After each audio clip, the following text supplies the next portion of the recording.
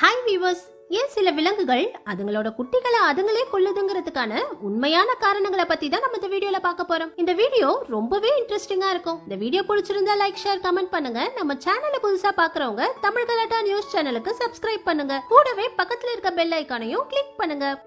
நம்ம முதல்ல பார்க்க போறது பிளாக் ஸ்டோக். இந்த பறவைகள் ஜெர்மனில உள்ள காடுகள்ல தான் அதிகமா வாழுதாம். இந்த பறவைகள் அதிகபட்சமா ஒரு டைம்ல 4ல இருந்து 5 முட்டைகள் வரைக்கும் போடுமா. பொதுவா பெண் பறவைகள் மட்டும் தான் முட்டைய அடக்காத்து குஞ்சு பொரிக்குமா. குஞ்சு பொரிச்ச கொஞ்ச நாட்கள்லயே இந்த பறவையே தன்னோட குஞ்சு பறவைகள்ல 1 இல்லனா 2 பறவைய கொத்தியே சாகடிச்சு கூட்டுல இருந்து கீழே தள்ளி விட்டுருமா. உடனே இந்த பறவைய தப்பா நினைச்சிடாதீங்க. இந்த பறவைகள் மீன்களை மட்டும் தான் உணவா சாப்பிடுமா. தன்னோட குஞ்சுகளுக்கும் மீன்களை தான் உணவா கொண்டு வந்து கொடுக்குமாம். அதுலயும் அதிகபட்சமா 6 மாசம் வரைக்கும் இந்த பறவைகள் தன்னோட குஞ்சுகளுக்கு உணவு கொண்டுட்டு வந்து கொடுக்குமாம். அந்த மாதிரி டைம்ல குஞ்சுகள் வளர வளர அதுங்களுக்கு உணவு பத்தாம எல்லா குஞ்சுகளும் பசியால கத்திக்கிட்டே இருக்குமாம். அந்த டைம்ல தான் இந்த பறவை உணவு பற்றாக்குறையால அதோட குஞ்சுகளையே சாகடிக்குமாம். இந்த வீடியோவை பாருங்க.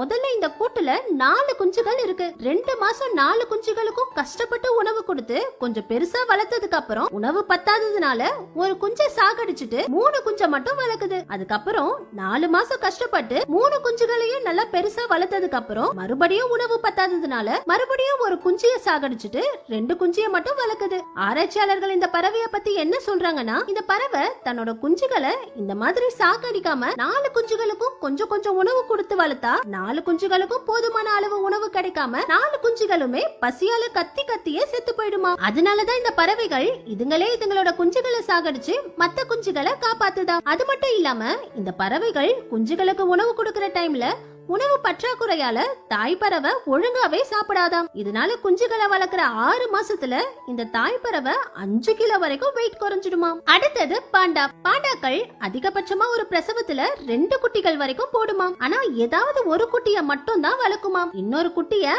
அப்படியே சாக விட்டுருமாம். இதனால நிறைய பேர் பாண்டாக்களை மோசமான தாயின்னு சொல்லுவாங்க. ஆனா அது உண்மை இல்ல. பொதுவா பாண்டா குட்டிகள் தாய் பாண்டாவை விட பல மடங்கு கம்மியான வெயிட்ல இந்த மாதிரி ரொம்பவும் சின்னதா தான் பிறக்கும். பிறக்கும் போது குட்டி பாண்டாக்கள் கண்ணை கூட திறக்காதாம். குட்டி பாண்டா பிறந்ததுல இருந்து 6 மாசம் வரைக்கும் தாய்ப்பாலை மட்டும் தான் குடிச்சு வளருமாம். ஆனா தாய் பாண்டாக்கு 2 குட்டிகளுக்கும் பால் கொடுக்கற அளவுக்கு பால் சுரக்காதாம். இது தாய் பாண்டாவுக்கு நல்லா தெரியுமாம். அதனாலதான் தாய் பாண்டாக்கள் ஒரு குட்டிய அப்படியே விட்டுட்டு ஒரு குட்டிய மட்டும் வளர்க்குமாம். ஏன்னா இது 2 குட்டிக்குமே பால் கொடுத்துச்சுன்னா குட்டிகள் கொஞ்சம் வளர்ந்ததுக்கு அப்புறம் 2 குட்டிக்குமே பால் பத்தாம 2மே பசியால கத்தி கத்தியே செத்து போயிடுமாம். மத்தபடி பாண்டாக்கள் ரொம்பவும் பாசமான விலங்கா. தன்னோட குட்டிய கீழே கூட படுக்க விடாம தான் மேலேயே படுக்க வச்சு ரொம்பவும் பாசத்தோட வளர்க்குமாம். அடுத்தது டால்பின். இந்த வீடியோவை பாருங்க.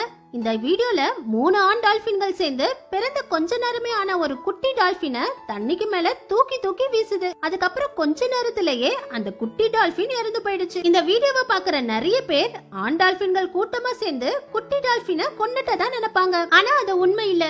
இதுக்கு ஆராய்ச்சியாளர்கள் என்ன சொல்றாங்கன்னா, பொதுவா டால்பின்கள் தண்ணிக்கு மேல வந்து வந்து சுவாசிச்சுதான் உயிர் வாழுமா. சில டால்பின் குட்டிகள் பிறந்த உடனே அதுங்களால சுவாசிக்க முடியாம கஷ்டப்படுமா. அந்த டைம்ல ஆண் டால்பின்கள் குட்டி டால்பினை தண்ணிக்கு மேல தூக்கி வீசி அதை சுவாசிக்க வச்சு அதோட உயிரை காப்பாத்துமாம். ஆனா ரொம்ப ரேரா ஏதாவது ஒரு டால்பின் குட்டி தண்ணிக்கு மேல தூக்கி வீசியும் சுவாசிக்க முடியாம இறந்து போயிடுமாம். அதாவது இன்னும் புரியுற மாதிரி சொல்லணும்னா, மனிதர்கள் தண்ணிக்குள்ள மூழ்கி சுவாசிக்க முடியாம மயக்க நிலையில இருக்கும் போது அவங்கள சுவாசிக்க வச்சு காப்பாத்தும் போது அதுல 90% பேர் பொழைச்சிருவாங்க. ஆனா ரேரா சிலர் இறந்து போயிருவாங்க. அதே மாதிரிதான் இந்த டால்பின்கள்லயும் ஏதாவது ஒரு சில டால்பின்கள் இறந்து போயிடுமா. உண்மையிலேயே டால்பின்கள் பெரிய குடும்பமா ஒன்னா வாழ்ற பாசமான மீன்களாம். அடுத்தது பிக். பன்றிகள் அதிகபட்சமா 15 குட்டிகள் வரைக்கும் கூட போடுமாம். அது போடுற எல்லா குட்டிகளையுமே ரொம்பவும் பாசத்தோட வளர்க்குமாம். ஆனா சிலர் இந்த மாதிரி வீடியோக்களை பார்த்துட்டு பன்றிகள் அதுங்களோட குட்டிகளையே கடிச்சு சாப்பிடுற மோசமான விலங்குன்னு சொல்றாங்க. ஆனா அது உண்மை கிடையாது.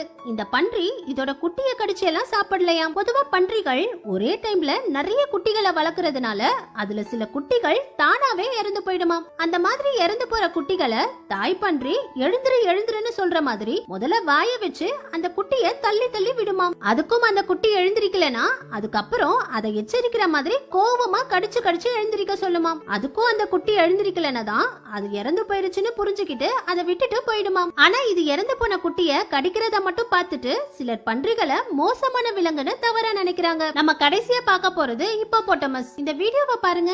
இந்த வீடியோல 3 ஆணி ஹிப்போபோட்டமஸ்கள் சேர்ந்து ஒரு குட்டி ஹிப்போபோட்டமஸ கடிச்சு சாக கடிக்கிற மாதிரி தெரியும். ஆனா இது உண்மை இல்ல. உண்மையிலேயே இந்த குட்டி ஹிப்போபொட்டமஸ் அங்க இருந்த ஒரு முதல பயங்கரமா கடிச்சிருச்சாம். அதுக்கப்புறம் அந்த குட்டி ஹிப்போபொட்டமஸ் உயிர் போற நிலைமையில வலியால கத்திக்கிட்டே இருந்திருக்கு. அப்ப அங்க இருந்த ஆண் ஹிப்போபொட்டமஸ்கள் இந்த குட்டிய வாயில வச்சுக்கிட்டு அங்கேயும் இங்கேயுமா அலைஞ்சிட்டு இருந்திருக்குங்க. இதுக்கு ஆராய்ச்சியாளர்கள் என்ன சொல்றாங்கன்னா, மனிதர்கள் எப்படி ஒரு குழந்தை அடிபட்டு அழும்போது அதை தோல்ல போட்டுக்கிட்டு சமாதானம் பண்ண முயற்சி பண்றாங்களோ அதே மாதிரிதான் இந்த ஆண் ஹிப்போபொட்டமஸ்களும் வலியில துடிச்சிட்டு இருந்த குட்டிய சமாதானப்படுத்த முயற்சி பண்றதா சொல்றாங்க. ஆனா முதல்ல இந்த குட்டிய பயங்கரமா கடிச்சதுனால கொஞ்ச நேரத்திலேயே இந்த குட்டி ஹிப்போபொட்டமஸ் அநியாயமா இறந்து போயிடுச்சாம். இது வரைக்கும் நம்ம பார்த்தது மட்டும் இல்லாம இன்னும் நிறைய பறவைகளும் விலங்குகளும் செய்யற எல்லா விஷயங்களுக்கு பின்னாடியும் ஒரு நியாயமான காரணம் இருக்காம். ஓகே வியூவர்ஸ், இந்த வீடியோ பிடிச்சிருந்தா லைக்